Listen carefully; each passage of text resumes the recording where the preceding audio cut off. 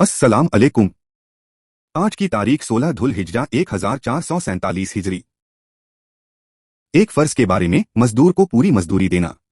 रसूलुल्लाह सल्लल्लाहु अलैहि वसल्लम ने फरमाया, मैं कयामत के दिन 3 लोगों का मुकाबिल बनकर उनसे झक दूंगा। उन्हीं में से एक वह शख्स है जिसने किसी को मजदूरी पर रखा और उससे पूरा पूरा काम लिया मगर उसको पूरी मजदूरी नहीं दी। मजदूर को मुकम्मल मजदूरी देना वाजिब है। एक सुन्नत के बारे में नफा बख्श इल्म के लिए दुआ।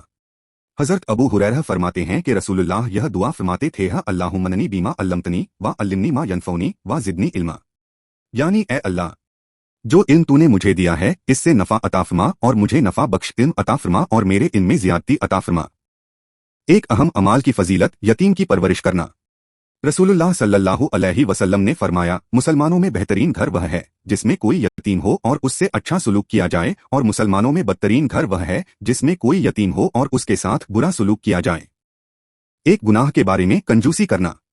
कुरान की सूरह आले इमरान में अल्लाह ताला फरमाता है, जो लोग अल्लाह ताला के अता करदा माल व दौलत को खर्च करने में बुखल करते हैं, वह बिल्कुल इस गुमान में न रहें कि उनका यह बुखल करना उनके लिए बेहतर है, बल्कि वह उनके लिए बहुत बुरा है। कयामत के दिन उनके जमा करदा माल व दौलत को तौक बनाकर गले में पहना दिया जाएगा, और आसमान व ज़मीन का मालिक अल्लाह ताला ही है, और अल्लाह ताला तुम्हारे अमाल से बाखबर है। आखिरत के बारे में मोमिन के साथ कब्र का सुलूक।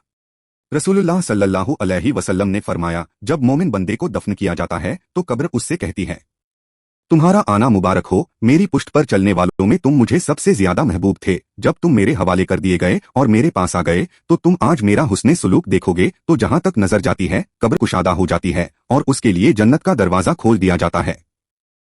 तिब्बे नबवी से इलाज, दिल की कमजोरी का इलाज। रसूलुल्लाह सल्लल्लाहु अलैहि वसल्लम ने फरमाया, तुम लोग संतरे को इस्तेमाल किया करो क्योंकि यह दिल को मजबूत बनाता है। नबी की नसीहत। रसूलुल्लाह सल्लल्लाहु अलैहि वसल्लम ने फरमाया, जिस शख्स को हदिया दिया जाए अगर उसके पास भी देने के लिए कुछ हो तो उसको बदले में हदिया देने वाले को दे देना चाहिए, और अगर कुछ न हो तो बतौर शुक्रिया देने वाले की तारीफ करनी चाहिए, क्योंकि जिसने तारीफ की उसने शुक्रिया अदा कर दिया और जिसने छुपाया उसने नाशुक्री की। इस्लामी तारीख। सुल्तान नूरुद्दीन जंगी रहमतुल्लाह। सुल्तान नूरुद्दीन जंगी 17 शव्वाल सन 511 हिजरी में पैदा हुए, बड़े ही नेक और इबादत गुजार थे। अपने वालिद इमादुद्दीन जंगी के बाद मुल्क शाम के बादशाह बने। अपनी हुकूमत में उन्होंने शाम के तमाम बड़े बड़े शहरों में मदरसे बनवाए। उल्मा और अहले दीन की बहुत ताजीम करते थे। सदकात व खैरात भी खूब करते थे। बड़े अमानतदार और कनात शियार थे। एक मर्तबा उनकी अहलिया ने तंगी की शिकायत की तो उन्होंने अपनी 3 दुकानें जिनकी सालाना आमदनी 20 दिनार थी उनको खर्च के लिए दे दी।